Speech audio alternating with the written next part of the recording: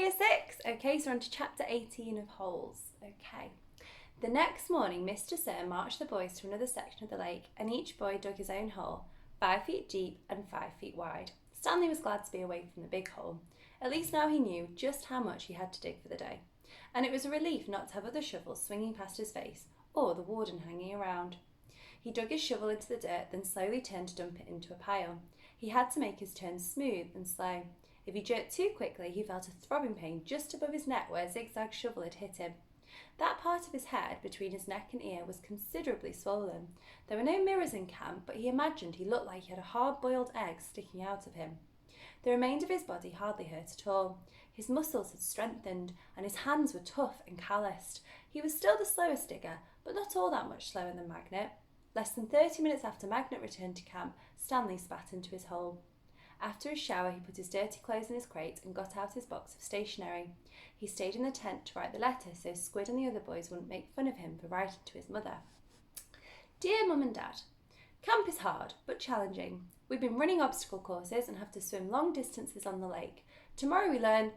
He stopped writing as Zero walked into the tent, then returned to his letter. He didn't care what Zero thought. Zero was nobody.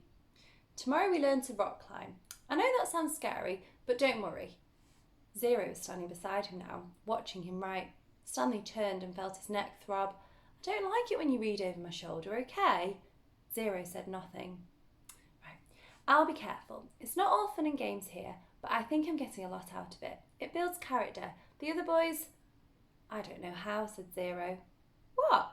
Can you teach me? Stanley didn't know what he was talking about. Teach you what? To rock climb? Zero stared at him with penetrating eyes. What? Said Stanley. He was hot, tired and sore. I want to learn to read and write, said Zero. Stanley let out a short laugh. He wasn't laughing at Zero. He was just surprised. All this time he had thought Zero was reading over his shoulder. Sorry, he said. I don't know how to teach. After digging all day, he didn't have the strength to try to teach Zero to read and write. He needed to save his energy for the people who counted. You don't have to teach me to write, said Zero. Just to read. I don't have anybody to write to. Sorry, Stanley said again. His muscles and hands weren't the only parts of his body that had toughened over the past several weeks. His heart had hardened as well. He finished his letter. He barely had enough moisture in his mouth to seal and stamp the envelope. It seemed that no matter how much water he drank, he was always thirsty. Poor Zero. Okay, so we'll move on to chapter 19 and see what happens next. He was awakened one night by a strange noise. At first he thought it might have been some kind of animal and it frightened him, but as the sleep cleared from his head, he realised that the noise was coming from the cot next to him. Squid was crying. You okay? Stanley whispered. Squid's head jerked around. He sniffed and caught his breath. Yeah, I'm fine, he whispered and sniffed again. In the morning, Stanley asked Squid if he was feeling better. What are you, my mother? Asked Squid. Stanley raised and lowered one shoulder. I got allergies, okay? Squid said. Okay, said Stanley. You open your mouth again and I'll break your jaw. Stanley kept his mouth shut most of the time. He didn't talk too much to any of the boys, afraid he might have said the wrong thing. They called him caveman and all that, but he couldn't forget that they were dangerous too. They were all here for a reason. As Mr. Sir would say, this wasn't a Girl Scout camp. Stanley was thankful that there were no racial problems. X-Ray, Armpit and Zero were black. He, Squid and Zigzag were white. Magnet was Hispanic. On the lake they were all the same reddish-brown colour, the colour of dirt. He looked up from his hole to see the water truck and its trailing dust cloud. His canteen was still almost a quarter full. He quickly drank it down, then took his place in line behind Magnet and in front of Zero. The air was thick with heat, dust and exhaust fumes. Mr. Sir filled their canteens. The truck pulled away. Stanley was back in his hole, shovel in hand, when he heard Magnet call out, Anybody want some sunflower seeds? Magnet was standing at ground level holding a sack of seeds. He popped a handful into his mouth, chewed and swallowed shells and all. Over here, called X-Ray. The sack looked to be about half full. Magnet rolled up the top, then tossed it to X-Ray. How'd you get them without Mr. Sir seeing you? Asked Armpit. Can't help it, Magnet said. He held both hands up, wiggled his fingers and laughed. My fingers are like magnets. The sack went from X-Ray to Armpit to Squid. It's sure good to eat something that doesn't come from a can, said Armpit. Squid tossed the sack to Zigzag. Stanley knew it would come to him next. He didn't even want it.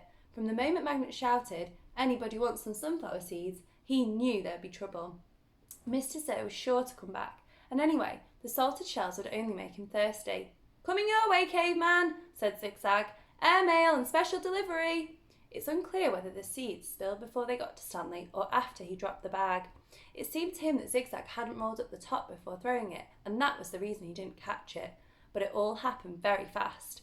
One moment the sack was flying through the air, and the next thing Stanley knew, the sack was in his hole and the seeds were spilled across the dirt. "Oh man," said Magnet.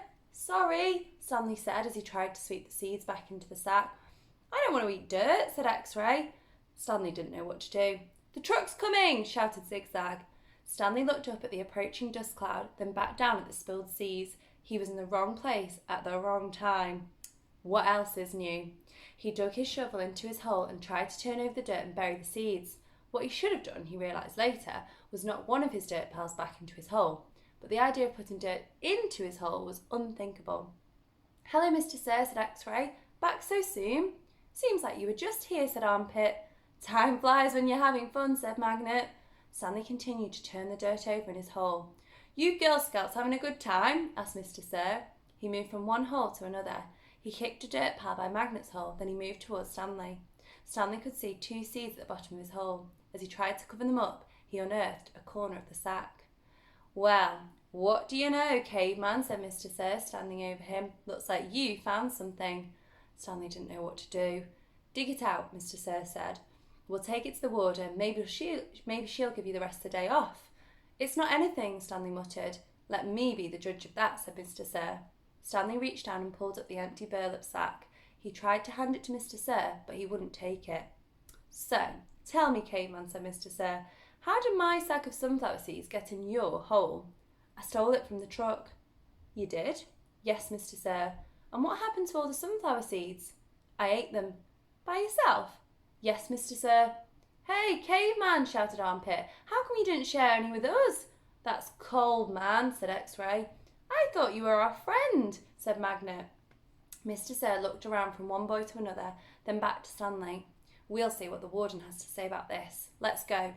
Stanley climbed up out of his hole and followed Mr. Sir to the truck. He still held the empty sack. It felt good to sit inside the truck, out of the direct rays of the sun. Stanley was surprised he could feel good about anything at that moment, but he did. It felt good to sit down on a comfortable seat for a change, and as the truck bounced along the dirt, he was able to appreciate the air blowing through the open window onto his hot and sweaty face. Hopefully he doesn't get into too much trouble, but it looks like the same thing again, like he said, wrong time, wrong place. Poor Stanley. Okay, so Mrs. Mascarenes will give you the next chapter, which will be chapter 20. Thanks, Year 6. Bye!